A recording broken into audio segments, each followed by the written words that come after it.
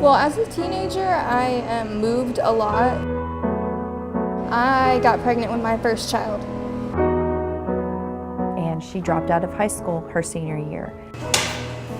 I moved to Pennsylvania after I had my first child, and I tried to get my GED, and that was kind of hard too. My mom, she said, well, hey, why don't we try to get you over here at Brazos? It's a must, really, to have a diploma if you want to get a good job. Did you want to add anything extra on here? Completed all of her credits that she needed to complete, but she still really struggled with the math and, of course, tests that she had to take. And she tried and tried and could not pass it. It was a really big struggle to pass a math test at all for me because I don't do good in math. I taught her math and also helped her with her STAR EOC type of testing. My sister is a little younger than me, and I went to her graduation, and I was like, you know what, I want this for myself. I want to feel good about myself like she feels about herself, and I want my kids to see that you can do it. No matter how old you are, you can do anything that you put your mind to. Brooke came in, and you could tell she wanted to get it done. One particular tutor really helped me through my geometry, and I ended up getting, I think, like a 98 in geometry, which is crazy for me because I don't know math. Every time she would take the test, she would come out feeling defeated, and then having to deliver the news of you didn't quite get there again. It was heartbreaking. I don't think I deserve the credit. She deserves the credit. She's the one who did the work. I was just there on the sidelines being a cheerleader along the way. Brazos really went out of their way to help her.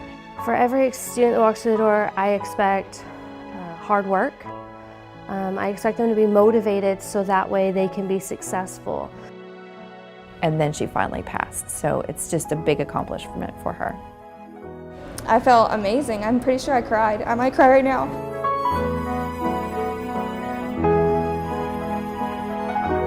I was thrilled to be able to make that phone call.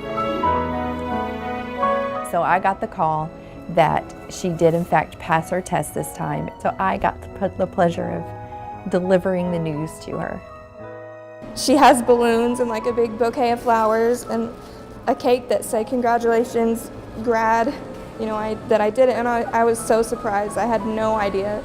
And it was like really the best feeling in the world to have finished, to have taken the STAR test one time and be done after struggling so hard with the tax test.